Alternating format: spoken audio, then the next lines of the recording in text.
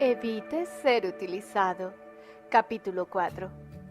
Evítese la trampa de la comparación. En un mundo de individuos, la comparación es una actividad carente de sentido. Examen de 10 pruebas. Antes de empezar a leer el presente capítulo, complemente este pequeño cuestionario. Primero, ¿anhela a menudo parecerse a alguien a quien considera agraciado o atractivo? Segundo, ¿desea siempre enterarse de cómo han realizado otras pruebas que usted también efectuó? Tercero, ¿emplea términos como normal, corriente y medio para definirse a sí mismo? Cuarto, dice a sus hijos o a sí mismo que no pueden hacer esto o aquello porque los demás no lo hacen. Quinto, ¿se afana en ser como todo el mundo a fin de encajar? Sexto, dice usted a los demás, ¿por qué no puedes ser como todo el mundo? Séptimo, ¿le producen envidia los logros ajenos? Octavo, establece sus objetivos personales basándose en lo que otras personas han conseguido.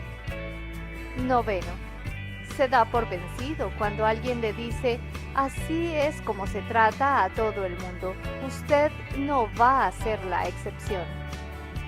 Décimo, tiene que ver lo que llevan los demás antes de decidir cómo va usted a vestirse o si se siente satisfecho de su apariencia.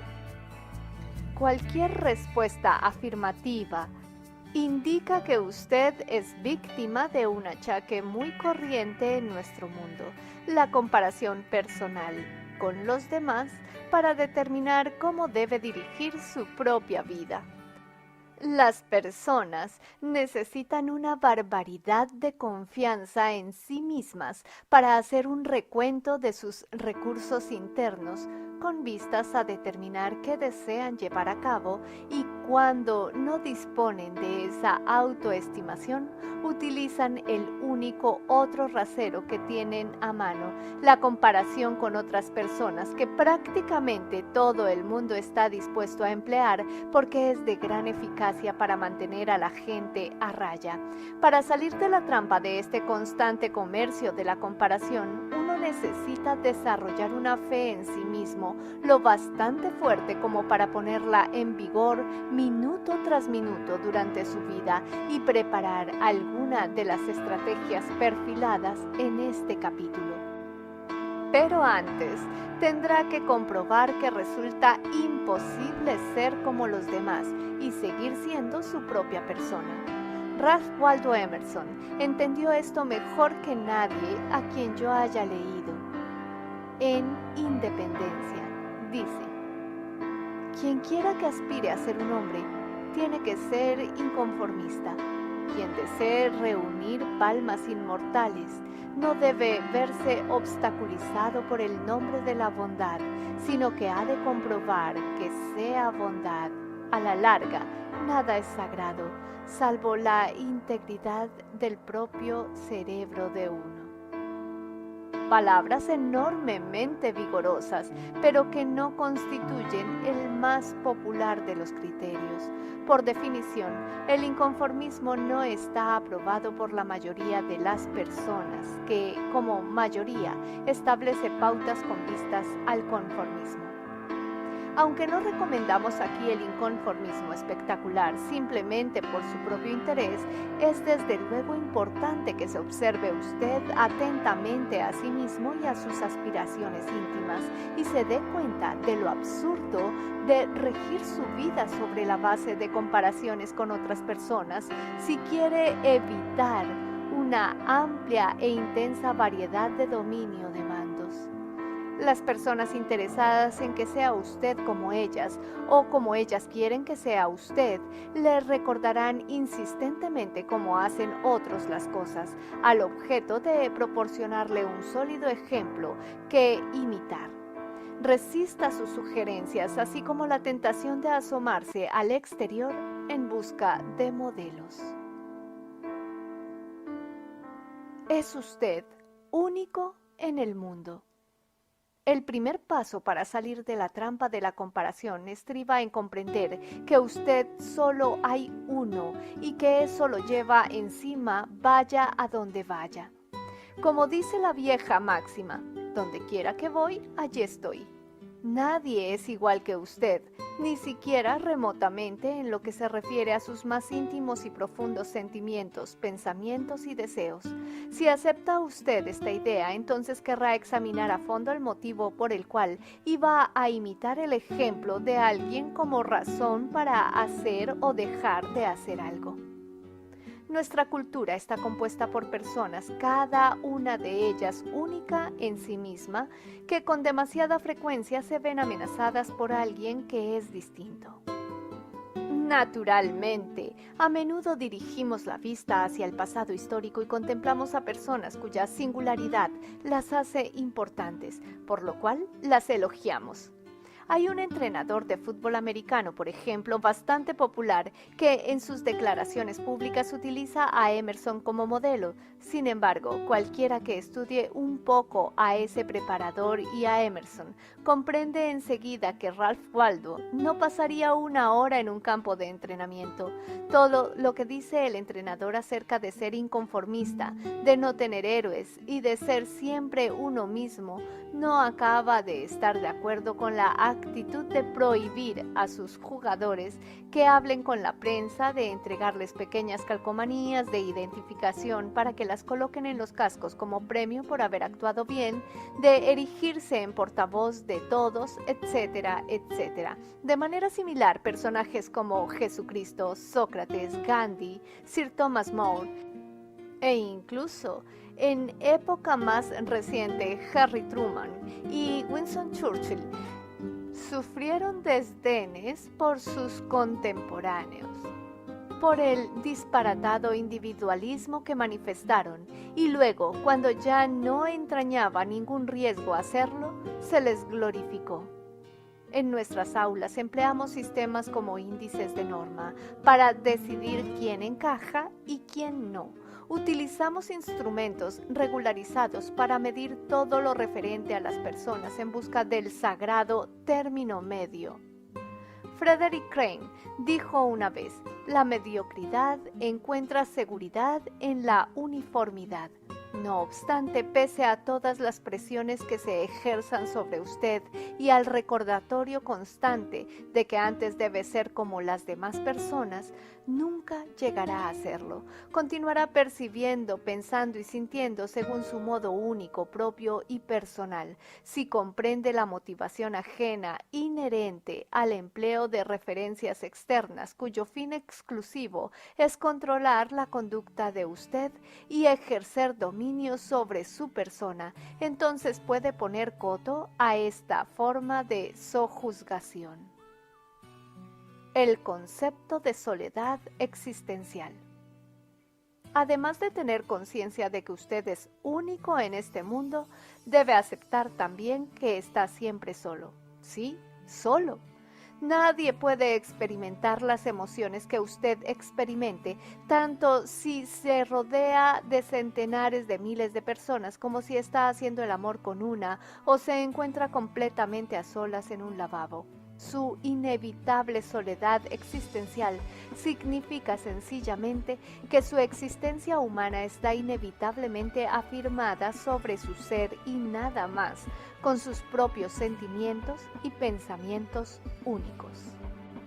El hecho de reconocer su soledad existencial puede resultarle muy liberador o extraordinariamente esclavizante.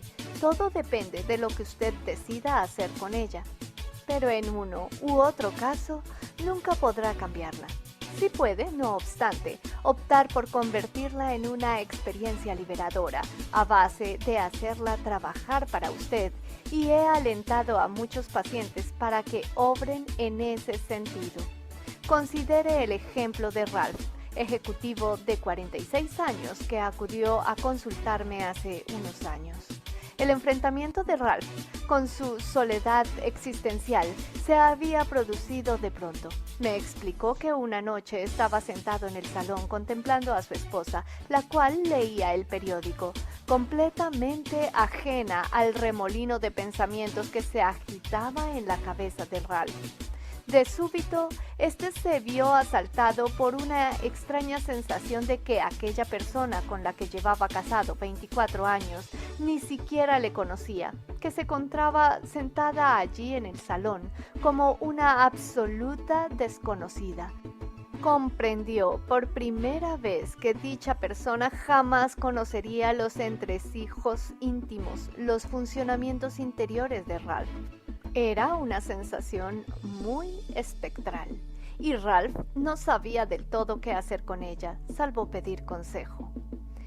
En nuestras sesiones iniciales experimentaba la impresión de que tenía que hacer algo al respecto, algo como divorciarse y huir, pero cuando profundizó en el estudio de esta verdad fundamental relativa a lo que significa ser un ente humano, aprendió a contemplar su soledad fundamental desde una perspectiva totalmente distinta. Una perspectiva liberadora, si se quiere, puesto que su esposa nunca iba a poder sentir lo que él sentía.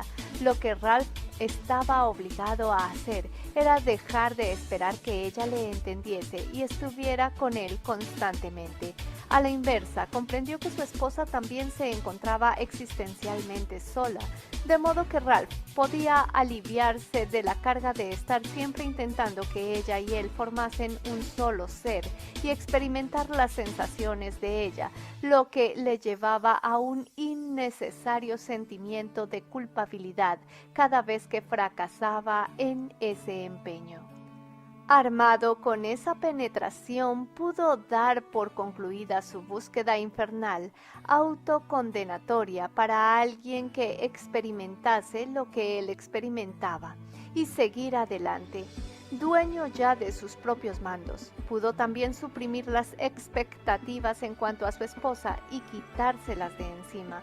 Antes de que transcurriese mucho tiempo, Ralph se sentía un hombre nuevo. Todo gracias a que se había liberado del insensato intento de que alguien se integrase a él en el interior de su cuerpo y mente únicos. Es importante observar que Ralph pudo haber convertido su percepción de la soledad existencial en todo un desastre, como hacen tantas personas diciéndose que era prisionero de su condición humana y que nadie le comprendería jamás. Antes de acudir a mi consulta, se había lamentado exhaustivamente de que su esposa no le entendía, y la repentina intuición de que, en cierto sentido, su mujer era una extraña, pudo haber agravado ese comportamiento y conseguido que la situación pareciese desesperada. Pero cuando examinamos juntos la soledad existencial, Ralph se hizo cargo de lo inútil que resultaba pretender que alguien estuviese internamente con él, ya que, si bien las personas pueden compartir muchas cosas y compenetrarse bastante, la pura verdad es que solo epidérmicamente llegan a conocerse unas a otras. Sus entidades internas quedan rigurosamente fuera de límite en virtud de su misma humanidad. La soledad existencial puede ser fuente de gran fortaleza, así como dar origen a grandes problemas. Cada vez que le asalte la tentación de utilizar la vida de otra persona como modelo para gobernar la de usted, piense en esta frase: el hombre más fuerte del mundo es el que se encuentra más solo. Puede interpretar esto ahora como una postura antisocial, egoísta si así lo desea, o puede echar una buena mirada a lo que está dictado por los parámetros de su propia realidad. Lo cierto es que las personas que mayor impacto han causado en la raza humana, las que han ayudado a un número mayor de congéneres, son las que consultaron con sus propios criterios interiores, no las que hicieron lo que los demás les decían que era oportuno hacer. En este contexto, fortaleza significa ser capaz de poner fin a todo intento de que los demás experimenten lo que usted experimenta y de defender las creencias que usted alberga. Volviendo a mi antiguo cliente Ralph, aún recuerda aquel instante en el salón de su casa que considera uno de los más trascendentales de su vida, porque no solo le impulsó a ir en busca de asesoría y le proporcionó la libertad para suspender sus esfuerzos de toda la vida, aunque inútiles, encaminados a lograr que su esposa y sus hijos sintieran lo que él sentía, sino que también le facilitó la fortaleza para hacer en adelante el mismo de una manera más vigorosa y positiva. Todavía cree que ningún hombre es totalmente una isla susceptible de funcionar como ermitaño antisocial, pero ahora sabe, por haberlo experimentado, que interiormente somos islas de carácter único en nosotros mismos y que luchar a brazo partido con esa idea nos ayudará a todos en la tarea de tender puentes a los demás, en vez de servir para levantar barreras por el sistema de perturbarnos cuando veamos que los demás no son como nosotros. El destructivo arte de la autocomparación. Una vez haya conseguido las percepciones citadas anteriormente, tendrá que enfrentarse al hecho muy probable de que se haya convertido en un incondicional del juego de la autocomparación. Se trata de una enfermedad prácticamente universal que aflige a todo el mundo, con excepción de los resistentes dotados de mayor firmeza. Las personas educadas en nuestra cultura siempre estamos asomándonos al exterior en busca de indicaciones o modelos de comportamiento y, en consecuencia, la visión comparativa dicta la mayoría de nuestros juicios. ¿Cómo sabe si es inteligente? Se compara con los demás. ¿Cómo averigua si es estable, atractivo, digno, feliz, próspero, satisfecho? Observando lo que hacen las personas que se mueven a su alrededor y comprobando luego qué punto le corresponde en la escala comparativa. Puede incluso encontrarse en una situación desde la que no vislumbra alternativa alguna para juzgarse a sí mismo, salvo que se mida por los patrones corrientes. Pero lo cierto es que está pasando por alto un barómetro mucho más importante para sus automediciones, su propia satisfacción con el estilo de vida que está desarrollando. Para valorarse a sí mismo no tiene que mirar al exterior de su persona.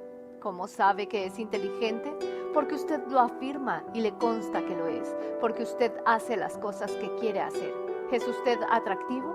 Sí, de acuerdo con sus propios cánones que vale más establezca conforme a su propio criterio, antes de darse cuenta de que ha optado por aceptar la norma de atractivo fijada por otra persona a costa de usted en plan sojuzgador. El juego de la autocomparación es fatal, porque en su valoración de sí mismo uno siempre está controlado por algo externo que, por su parte, uno posiblemente no puede regular. El mecanismo le roba a uno toda seguridad interna, ya que nunca es posible estar seguro de cómo le juzgarán los demás.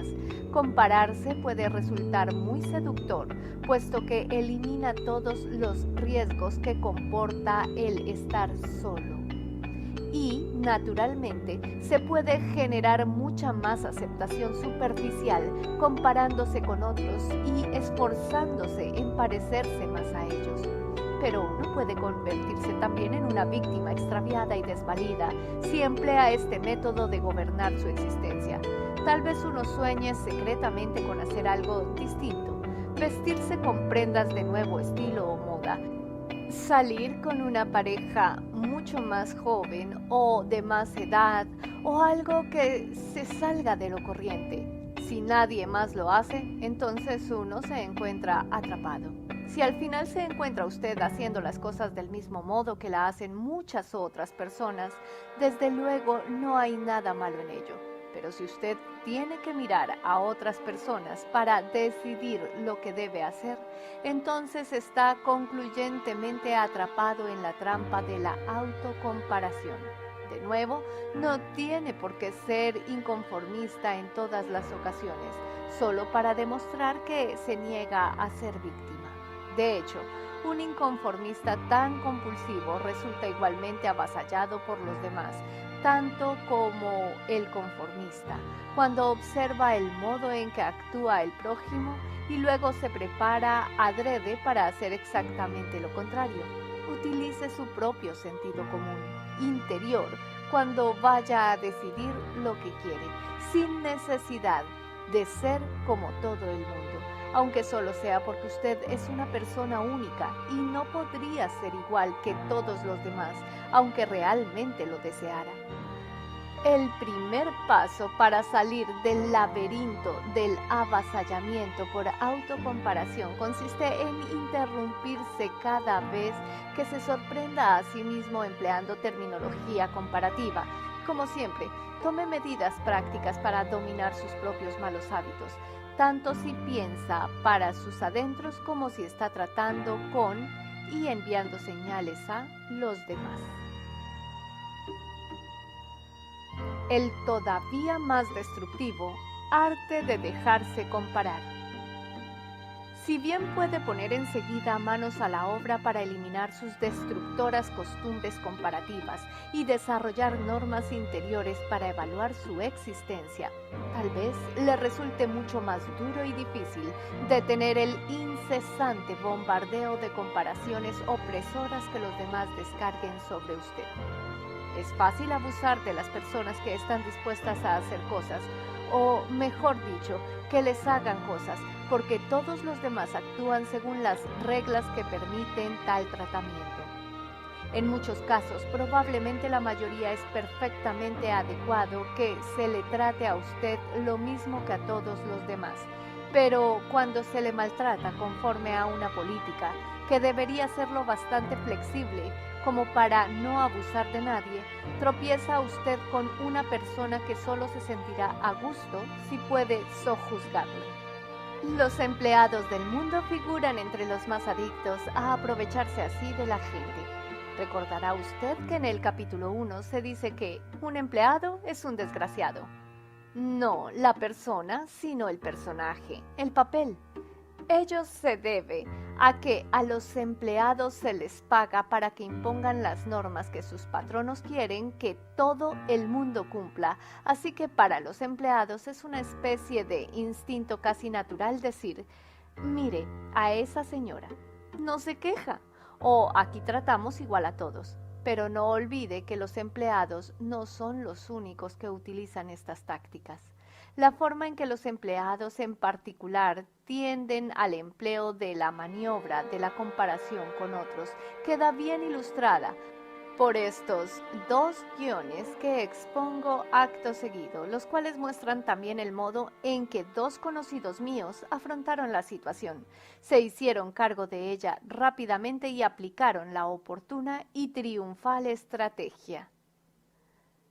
La dama del snack, Chuck, entró en un snack y la camarera le hizo pasar por delante de un reservado vacío para acomodarle ante una mesita minúscula frente a una puerta de salida con una silla de asiento durísimo, un picaporte que se clavaba en la espalda y una corriente de aire que agitaba los hojaldres que Chuck había pedido.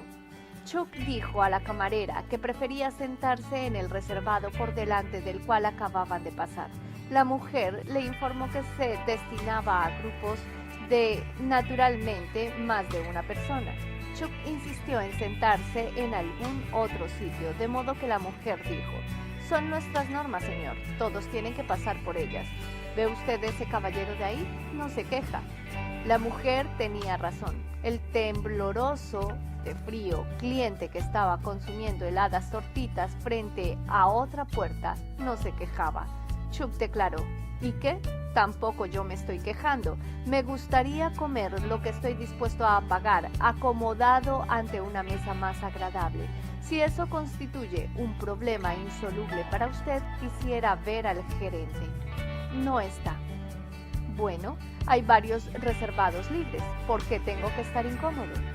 Chuck no deseaba perder los estribos y marcharse. Eso lo hubiera convertido en una víctima todavía más vejada, porque estaba hambriento y no disponía de tiempo para ir a otro local, y si podía evitarlo, no deseaba trasladarse al reservado por su cuenta y forzar la jugada, ya que pretendía que la camarera podía muy bien organizar una escena. Chuck tampoco estaba de humor para ofrecerle una propina, así que decidió divertirse un poco y montar un número a base de ataque de nervios. Continuó argumentando con la mujer, rogándola que fuera razonable, pero en vista de que se tornaba cada vez más altanera, Chuck empezó a crisparse. El brazo inició unos espasmos incontrolables y se le contrajo la cara. ¿Le ocurre algo, señor? De súbito la dama del snack se vio sorprendida por la guardia baja.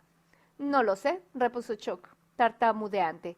Cuando me pasan estas cosas creo que me vuelvo loco furioso. Alzó un poco la voz y llamó un poco más la atención. Apareció milagrosamente un encargado. Por el amor de Dios, Alice, déjale que se siente en el reservado. Fin del estudio. En este caso, Chuck practicó sus dotes de actor, no perjudicó a nadie y disfrutó de sus hojaldres en un reservado cómodo. Al marcharse, dirigió a la camarera un guiño guasón y no dejó propina, solo para no alentarla a emplear su comportamiento tiránico con otros clientes. Sara iba un día en bicicleta cuando observó un letrero que decoraba la luna del escaparate de una tienda de comestibles. Zumo de naranja, 3 litros por $1. Era una buena oferta, así que echó pie a tierra y minutos después llegaba al mostrador de caja con 6 litros de zumo de naranja que procedió a meter en 2 bolsas, una dentro de la otra. La cajera vio lo que estaba haciendo y anunció en tono de enojo: «Lo siento, querida, ni hablar de 2 bolsas. Va en contra de nuestro reglamento». Sara replicó: «Vuestro reglamento no funciona en este caso. Verás, voy a llevarme esto a casa en bicicleta y si no lo meto en 2 bolsas antes de llegar me habré puesto perdida de naranja, además de regar toda la carretera». La cajera se indignó más. Sara pudo detectar que la empleada tenía ya la impresión de que lo que estaba en juego era su dignidad de persona. «Nada de bolsa doble», insistió la cajera. Sara comprendía que el reglamento era importante y que debía cumplirse en el 99% de las ocasiones para reducir el absurdo derroche de papel que se producía en Norteamérica, incluso aunque el establecimiento hubiese adoptado la medida solo para ahorrarse dinero. Sin embargo, Sara no estaba dispuesta a dejarse avasallar en aquella situación. La cajera le recordó que nadie más cogía bolsa doble, de modo que, ¿por qué iba ella a hacer eso? ¿Qué le inducía a creer que su caso era tan especial? Incluso aunque Sara se lo hubiese explicado ya razonablemente, y continuó machacando en lo que todo el mundo tenía que hacer. Así que Sara le preguntó si había inconveniente en que pusiera 3 litros en una bolsa y los 3 restantes en otra, y la cajera respondió que ninguno, pero poner las mismas 2 bolsas una dentro de la otra estaba prohibido. Frente a aquel maravilloso ejemplo de lógica de empleado, Sara pidió ver al supervisor, quien se percató enseguida de la necedad que estaba cometiendo la empleada, y Sara abandonó el local con su paquete de bolsa doble. Evitó que se abusara de ella, pero la cajera no escapó a la sojuzgación. Estaba furiosa, golpeaba los objetos que tenía a mano cuando Sara salía del establecimiento. Todo porque Sara había decidido no dejarse atropellar por la estúpida interpretación de un reglamento, cuando las circunstancias pedían claramente que se hiciera una excepción. En un número reciente de la revista Time se cuenta la anécdota de una ocasión en que el jugador de béisbol Joe DiMaggio fue a pedir aumento de sueldo. Concluida mi 4ª temporada, pedí que se me subiera a $43,000 y Ed Barrow, el administrador general, me dijo: «Joven, ¿se da cuenta de que Lou Gehrig, que lleva ya 16 años de ejecutoria, está jugando por solo $44,000? Ahí está el recurso de la referencia a otro como excusa para la arbitrariedad. Una vez se acepte esa lógica, uno se puede ver perpetua y brutalmente sometido, solo porque a todos les ocurre lo mismo. La verdad es que los dictadores de primera sacan a relucir diestramente la estrategia en cuanto les asalta la más leve sospecha de que pueden perder un elemento del control que poseen sobre uno. Los empleados y otros funcionarios a menudo ejercen presión sobre otras personas ajenas al asunto para que les ayuden a imponer el cumplimiento de las normas establecidas por las empresas para las que trabajan. Si un rótulo prohíbe hablar y los hijos de usted o los de alguna otra persona están hablando, el cabo de vara le dirigirá a usted una mirada que significa: ¿por qué no les obliga a cumplir la prohibición? Pero si da la casualidad de que esa norma de silencio obligatorio es estúpida o está dictada sobre la errónea creencia de que los niños han de comportarse como adultos, entonces usted sería muy cretino si se presentase a hacerla cumplir y colaborara así en la política opresora. Hace poco, un día de invierno, John nadaba en la piscina al aire libre, con agua caliente de un hotel en el que estaba hospedado. Un cartel indicaba que se prohibía chapotear y arrojar pelotas, aunque la superficie de la piscina estaba cubierta por miles de bolas de plástico para evitar que el calor del agua escapase y se perdiera en el aire frío. Cuando varios chiquillos que ni siquiera eran de John empezaron a jugar con las pelotas, a chapotear y salpicar, el vigilante le pidió a él que impusiera el respeto al reglamento. Por allí no había ningún otro adulto al que pudiera molestar el retozo de los mozalbetes, y hacer cumplir la prohibición del cartel no competía a John, de modo que replicó: «Personalmente no creo que ese reglamento sea justo. En mi opinión, una piscina tiene que ser un sitio donde los niños puedan divertirse. Ni me molestan a mí, ni molestan a nadie más. Si quiere que dejen de entretenerse como lo están haciendo, métase usted en el agua y vaya a prohibírselo usted. Ni por lo más remoto voy a hacerlo yo». El vigilante se enfadó. Tenía la equivocada idea de que John, como adulto o como huésped del hotel, estaba obligado a ponerse de su parte en contra de los niños. Pero el vigilante tuvo que meterse en la piscina y cumplir con su deber. John pensaba que los niños eran víctimas de un abuso y eso iba en contra de su reglamento de la política de John. De forma que fue a ver al director del hotel, le dijo quién era y manifestó que según su criterio aquella norma del establecimiento era necia en sí misma y el vigilante, al obligar su cumplimiento, actuaba de modo irracional. «Le garantizo», declaró John, «que no traeré aquí a mi familia para que se hospede en este hotel mientras continúe en vigor esa política». Piense en ello, también hay por esta zona otros hoteles en los que yo puedo hospedarme. Resultado, el director cambió las normas en aquel mismo instante.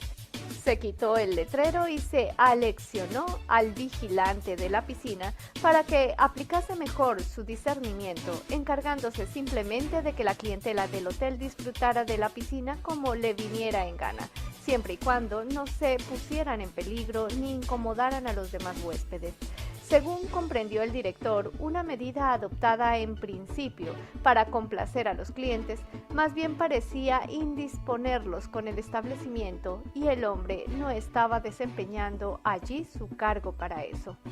Una de las tácticas preferidas por las personas que tratan de someterle consiste en aludir a la dama que estuvo aquí la semana pasada. Naturalmente, lo mismo podía ser el hombre, la pareja o la persona, pero por algún motivo la dama parece ser lo que consigue mayor eficacia. Si pone usted objeciones a la factura que le presentan, oirá enseguida todo lo referente a la dama que tuvo que pagar el doble, de forma que puede usted sentirse muy afortunado por lo barato que le sale. Si en una sala de fiestas no consigue usted una buena mesa, saldrá a relucir la dama que tuvo que sentarse en el rincón junto a los servicios, lo que no fue óbice para que la dama disfrutara del espectáculo. Si los artículos que pidió usted le llegan con 15 días de retraso, no faltará la mención de la dama que tuvo que esperar 4 meses. La gente sacará de su bolsa de víctimas a la pobre dama cada vez que quieran. Hacerle a usted sentirse culpable por pedir que se trate decentemente.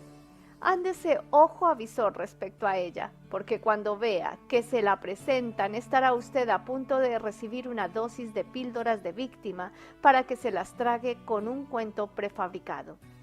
Tal vez sea usted un empleado o alguien en situación de sojuzgar a otras personas mediante el cumplimiento carente de sentido de normas que no tiene significado alguno en determinadas circunstancias. El género humano todavía ha de idear la regla que en ningún caso necesite excepciones.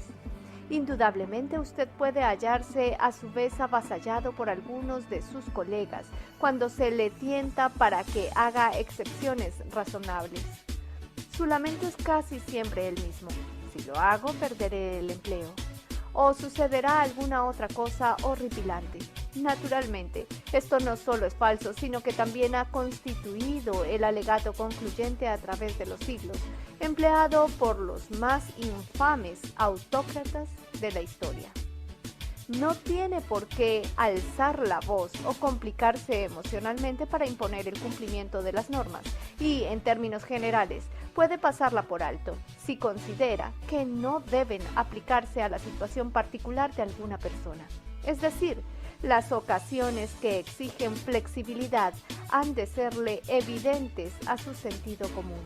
No tiene que enunciar su conducta de olvido indulgente y se dará cuenta de que hacer la vista gorda resulta fácil cuando uno no pone en juego su dignidad a la hora de hacer cumplir todas las reglas en todo momento. Si se sorprende a sí mismo imponiendo el cumplimiento de normas que avasallan a otros y eso no le gusta, pregúntese entonces, por ejemplo, por qué tiene que conceder más importancia a un empleo determinado que al concepto personal de su propia valía humana. De encontrarse actualmente Emerson entre nosotros, muy bien podría repetir a cuántos se consagran al arte de la comparación y a la tarea de hacer cumplir reglamentos. Toda naturaleza individual tiene su hermosura propia y cada cerebro tiene su propio método. Un hombre de verdad no lo alcanza siguiendo reglas. Si los verdugos habituales fueren capaces de aplicar este racionamiento a sus propias vidas, no experimentarían la apremiante necesidad personal de imponer el cumplimiento de las reglas. No quiero decir con esto que una persona que trabaje de empleado o empleada no pueda tener personalidad propia y ser dueña de ella. No es eso. Lo que ocurre es que las funciones de empleado exigen con tanta frecuencia que quien lo desempeñe sojuzgue a otras personas que tales puestos de trabajo suelen atraer a individuos deseosos de estimular su ego mediante la imposición al prójimo del cumplimiento de las normas. Muchos de esos individuos son empleados durante toda su vida. Por otra parte, son numerosas las personas que ejercen esa profesión con el exclusivo objeto de obtener experiencia, dinero o lo que sea, y no identificar su valía, su dignidad personal con la tarea de hacer cumplir reglas arbitrarias. Son empleados discretas, sosegadamente eficaces y saben mirar hacia otro sitio cuando es razonable hacerlo. Si para ganarse la vida trabaja usted en el sector de los servicios, recuerde que es a usted a quien le corresponde determinar la clase de funcionario que desea ser. He observado últimamente a un caballero que se contrató como guardia escolar de tráfico en un cruce de gran movimiento circulatorio por el que pasó bastante a menudo. No se me ha escapado el detalle de que le gusta esperar hasta que vea aproximarse vehículos antes de permitir que los niños atraviesen la calzada. Incluso, aunque los chicos se apeloten en la acera mientras por la calzada no pasa un solo coche. Cuando estos se acercan, el hombre se coloca en la mitad de la calle y ejerce su poder obligando a los vehículos a pararse, a fin de que crucen los chiquillos. Es el clásico ejemplo del funcionario que mide su dignidad personal por el mando que su empleo le proporciona sobre los demás. Naturalmente, sojuzga a los conductores imponiéndoles demoras innecesarias, pero es muy probable que esa sea la única fuente de autoridad sobre los otros que tenga su vida. A decir verdad, poco es el daño que se origina, pero el ejemplo es claro. Cuando una persona se considera importante por el hecho de ejercer cierta potestad sobre usted o sobre alguien, ¿puede usted apostar a que esa persona hará cuanto pueda para convertir ese ejercicio en algo habitual? Si aborda a ese guardia urbano del cruce y le indica que está causando inconvenientes innecesarios a los automovilistas al obligarlos a detenerse cuando muy bien puede acompañar a los niños a cruzar la calle en los momentos en que no hay tránsito, lo más probable es que el hombre se apresure a replicarle: todos se paran y nadie se queja salvo usted. ¿Qué le ocurre? ¿No le gustan los niños? Como de costumbre, salen a relucir las referencias a los demás y los alegatos absurdos que el hombre emplea, consciente o inconscientemente, para apartar de su conducta el quid de la cuestión y convertirle a usted en víctima. Otras trampas de comparaciones corrientes. Veamos a continuación algunas frases más de las utilizadas con mayor frecuencia para someterle a uno mediante el procedimiento de enfocar la cosa sobre otras personas. Advierta las que emplea usted a menudo o las que usan los demás para impedir que alcance usted sus objetivos. ¿Por qué no eres como...? Se trata de una invitación para que uno se desagrade a sí mismo y sucumba a la sojuzgación, porque uno no se comporta como el modelo que representa a alguna otra persona. Este truco es particularmente eficaz cuando lo pone en práctica una figura con autoridad a fin de controlar a sus subordinados, dependientes, funcionarios, niños, etc. Eres el único que se queja. Táctica que emplea a alguien que aspira a mantenerle a uno en la misma condición en que se encuentran todos los demás, los excesivamente pusilánimes para hacer valer sus derechos. ¿Qué pasaría si todo el mundo se comportase como tú? Los opresores tratarán de conseguir que uno se sienta avergonzado de sí mismo a base de acusarle de fomentar la anarquía en el mundo si uno exige sus derechos. Naturalmente, uno sabe que no todas las personas romperán lanzas en su propia defensa, pero incluso aunque lo hiciesen, el mundo sería un lugar mucho mejor, puesto que nadie atropellaría al prójimo con el abuso de abstractas cuestiones morales como ¿qué pasaría si todo el mundo?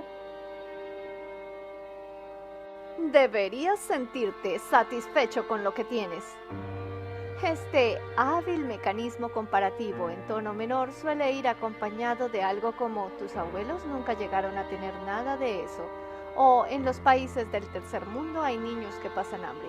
Y está engendrado para crear sentimiento de culpabilidad, porque uno desea lo que cree que merece, sobre la base de lo que otros no tuvieron en el pasado o no tienen ahora. Esta técnica implica que uno no debe nunca presentar reivindicaciones personales en su situación particular porque otras personas en otra situación tuvieron o tienen dificultades. Si uno permite que le infundan el sentimiento de culpabilidad por cosas en las que uno no ha tenido arte ni parte y respecto a las cuales nada puede hacer, el avasallador habrá demostrado que uno no tiene derecho a nada que no poseyeran sus abuelos, de lo que no disponen ahora los habitantes del tercer mundo, etc. No me vengas con semejante escena, me estás violentando.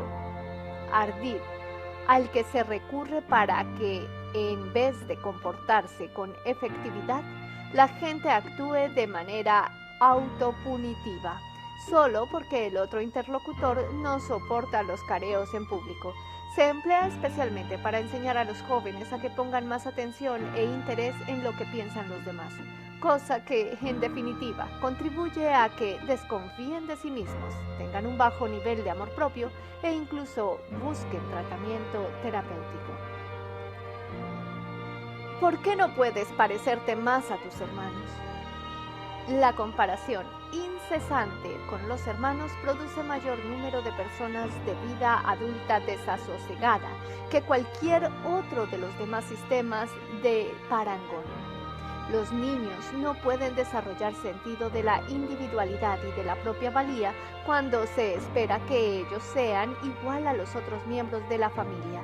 Cada persona es un ente único y como tal hay que tratarla. No lo quieren así, eso no lo permiten, así es como quieren que se hagan las cosas, etc. Tenga cuidado con el mágico implícito y en este caso ambiguo pronombre ellos, que surge cuando los dictadores quieren darle a uno la impresión de que cierta autoridad omnipotente ha decretado las condiciones en que se supone uno ha de vivir. Si el que habla no puede determinar quiénes son ellos, entonces que uno sepa, tales ellos no existen. Por lo que resultaría más bien estúpido vivir según las reglas de ellos. Esto es lo que Dios quiere que haga. Hay muchas personas que creen tener línea directa especial con Dios y cuando eso las conduce a abusar de los demás, solo es el modo que tiene Dios de decir a los otros, mala suerte para ti. En la edición de Miami Herald, correspondiente al sábado 12 de diciembre de 1976, se citan unas declaraciones del preparador del equipo de fútbol americano New York Jets, en las que el hombre explicaba a la prensa por qué no iba a cumplir los últimos 4 años del contrato y obligación legal que había firmado. No puedo entregar mi corazón en pro del fútbol. Dios no puso a Lute Hall en esta tierra para eso. De modo que tras afirmar que era la voluntad de Dios, procedió a aceptar otro empleo en otro punto del país. No deja de intrigarme el que los preparadores de fútbol americano crean que Dios tiene tan poco que hacer que se dedica a preocuparse de quién entrena este o aquel equipo. Varias estrategias para superar los intentos de hacerle a usted víctima por comparación. Lo mismo que en lo que se refiere al empleo de otras directrices presentadas en este libro, la estrategia de usted requerirá que se haga perfecto cargo de sus situaciones. Evite que le pillen desprevenido y se encuentre preparado para la oportunidad contraofensiva que desactive cualquier esfuerzo para convertirle en víctima. He aquí algunos tipos de técnicas que habrá de tener presente cuando trate con personas de las que intentan utilizar la comparación con los demás para impedirle a uno alcanzar sus objetivos o manipularle con vistas a que uno haga lo que ellas quieren. En toda confrontación en la que alguien saque a relucir el caso de otras personas a las que hizo objeto de arbitrariedad y aspire a que usted siga el mismo ejemplo, recuerde que tales comparaciones nada tienen que ver con usted como persona. Niéguese a dejarse perturbar y estará en el buen camino para rehuir esos a menudo insultantes esfuerzos de avasallamiento. Cuando le presenten el objeto de alguna otra persona como razón por la cual usted debería hacer algo que no le gusta, pruebe a preguntar, ¿cree que puede importarme algo el caso de un cliente que tuvieron la semana pasada? O bien, ¿qué interés puedo tener en enterarme del modo en que se desarrollaron las relaciones que mantuvo usted con otra persona? No se achique, no se prive de formular tales preguntas. Su opresor está dispuesto a pedir de usted mucho más. Procure interrumpir a la gente en cuanto saquen a colación comparaciones destinadas a utilizarse contra usted. Limítese a decir, un momento. ¿Está usted empleando el ejemplo de otras personas como razones por las cuales yo debo ser o comportarme de cierto modo? Pero da la casualidad de que no soy ninguna de estas otras personas. Tal enfoque directo, yendo al grano, aunque usted no esté acostumbrado a él, debe emplearlo por mucho que le tiemblen los entresijos internos. Después de haberlo probado varias veces, descubrirá que los enfrentamientos le resultan más fáciles y comprobará que una vez los habituales dictadores se convenzan de que usted está dispuesto a plantarles cara, abandonarán sus inútiles esfuerzos. Recuerde que solo lo hacen porque les da resultado. En cuanto la cosa deje de funcionar, se abstendrán de hacerlo. Ejercítese empleando frases que empiecen por tú o usted cuando se encuentre en tales situaciones. ¿Tú crees que debo parecerme más a Sally?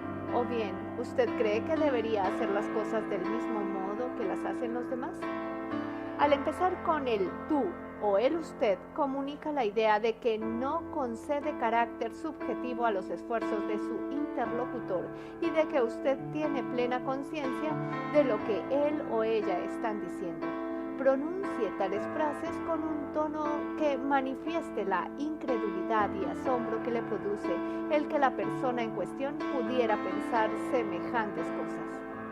Si todo lo demás falla, practique el sistema de hacer caso omiso de las referencias a otros. Esta táctica es particularmente eficaz con los miembros de la familia. Si usted guarda silencio cada vez que alguien le dice que debería hacer las cosas como las hacen los demás, es harto probable que su mutismo pase inadvertido.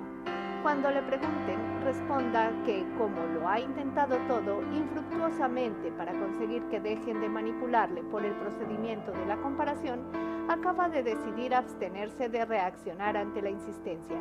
Es posible que se muestren ofendidos como táctica para que usted ceda en su resistencia, pero también habrán captado el mensaje.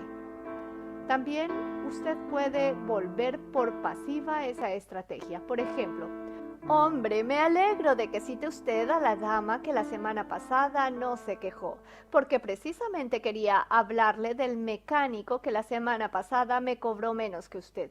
O bien, si sigues empeñándote en decirme que debería ser un modelo de buen gusto como la prima Liz, no voy a tener más remedio que contestarte que tú deberías ser tan generoso como tío Harry. Transcurrirá muy poco tiempo antes de que su avasallador se percate de lo inteligentemente que domina usted el juego. De modo más específico, puede usted precisar explícitamente lo que su potencial sojuzgador está haciendo y demostrarle que sabe usted lo que él siente. Estás un poco trastornado y me comparas con otra persona para que deje de hacer algo en lo que creo. Un comentario tan directo como este, que da de lleno en el clavo, expresará claramente que usted no tiene condición de víctima y abrirá el camino para la franqueza, para que se renuncie de una vez a las evasivas y a las comparaciones sin sentido. Dé por concluido el diálogo con sojuzgadores del tipo de empleados o funcionarios en cuanto repare en que no quieren o no pueden ayudarle, o sea, tan pronto se dé usted cuenta de que insisten en que ha de tratársele a usted por algunas de las pautas de ellos, todo el mundo, la dama, el reglamento, las normas, etc. Si continúa usted la conversación, aunque solo sea un segundo después de haber comprendido la jugada, no conseguirá más que hacer más profundo el pozo del que salir. Si está usted hablando con un abogado, un gestor o un agente de contribuciones, un médico o quien quiera que sea, y se da cuenta de pronto que sabe usted más que el supuesto especialista, despídale cortésmente y diríjase a alguien que pueda responder a sus preguntas o serle de ayuda. Si no es usted capaz de salir de las situaciones en que considera que debería hacerlo, acabará casi siempre convertido en víctima de las intenciones de los demás, sean estos decentes o deshonestos. Cuando se enfrente a un dictador potencial que utilice comparaciones, pregúntese, ¿qué quiero sacar de este encuentro? En vez de ¿qué diablos se cree este individuo venir a decirme que debo ser como sutano? Mediante esta clase de monólogo, usted estará al acecho de sus oportunidades y no en disposición de dejarse dominar por el furor ante la táctica que observa.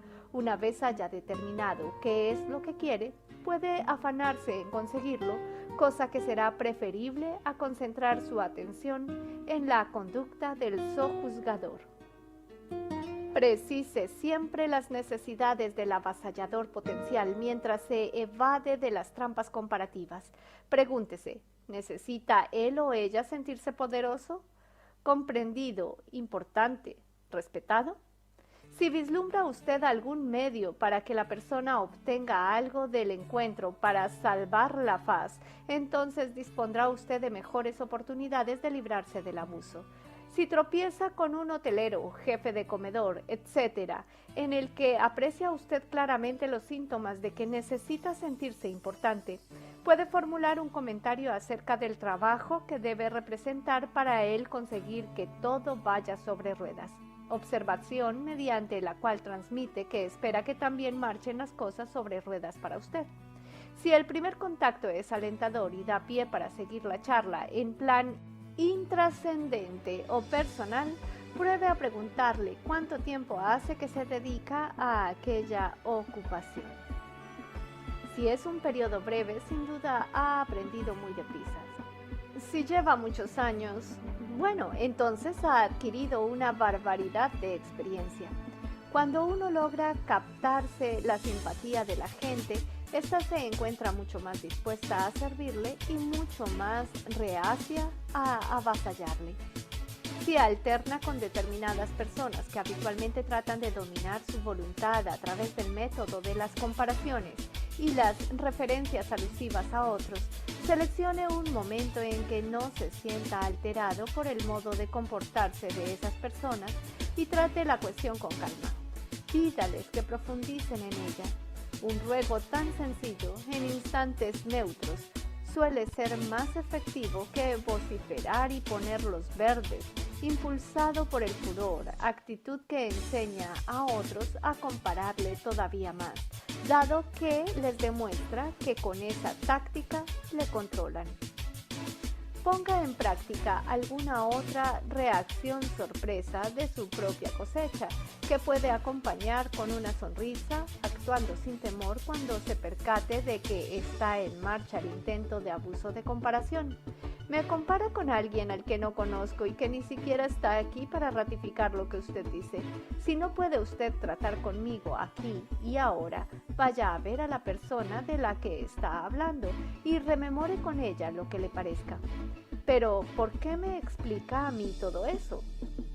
Puede probar también con declaraciones específicas como «el reglamento no sirve en este caso», o con comentarios de tipo más general como «la mediocridad florece en la uniformidad». Aforismos sentenciosos de esa índole que usted mismo puede acuñar son excelentes herramientas desactivadoras susceptibles para parar los pies en seco a su interlocutor, provocar el descarrilamiento del tren de ideas dominadoras que conduzca y ponerle a usted al mando de la conversación. Si adivina que alguien está poniendo en práctica con usted estratagemas tiránicas, no vacile en interpretar sin miedo un número teatral de su propia creación. Recuerde el ataque de nervios de Chuck frente a la dama del snack. Si alguien insiste en que se conduzca usted como alguien que no es, puede usted complacerse representando el papel de cualquier persona que usted desee, que, en su caso particular, puede ser quien quiera que consiga los resultados que usted pretenda.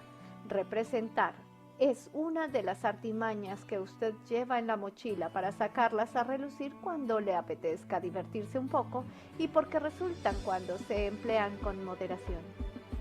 No olvide reportarse cuando se encuentre en la situación de dictador. El mejor sistema consiste en escucharse mientras habla y detener las comparaciones antes de que salgan de su boca a fin de no robustecer ese comportamiento en quienes estén cerca de usted. Elimine las frases del tipo procura ser como ella. Cuando hable con los demás, desembarácese de la dama y todas sus oprimidas conexiones. Deje de pedir a los hijos que sean como su hermano o su hermana y trátelos como personas independientes y únicas. Abandone la costumbre de utilizarse a usted mismo como referencia para los demás.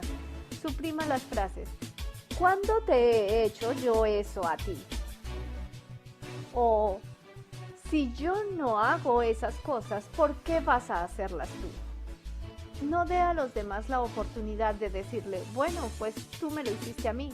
Si usted deja de hacerlo, esa tonta excusa se evaporará también. Persevere en sus esfuerzos para evitar que se le compare con otros. No mencione solo una vez los habituales trucos avasalladores y luego abandone. Manténgase firme mientras sea necesario transmitir el mensaje. Su perseverancia se verá recompensada. Deshágase de todos sus ídolos o de los modelos que representan para usted otras personas cuyo ejemplo de vida quiere imitar. Sea usted su propio héroe.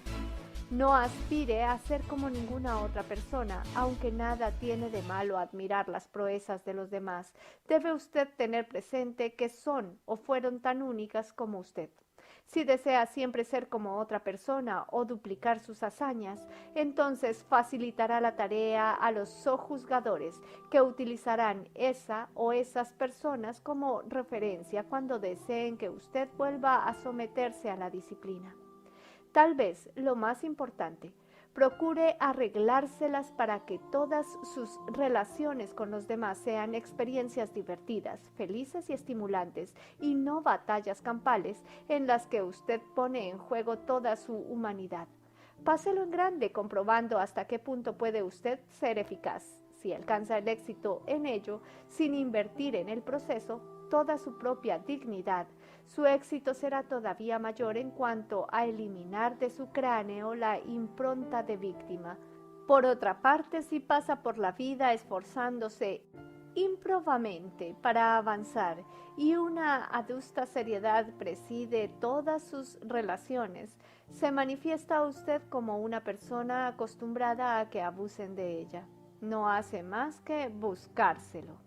La gente que no se aplica con tanta intensidad, que se relaja y disfruta, es con mucho la más eficiente en lo que hace. Observe la facilidad con la que un campeón patentiza su destreza.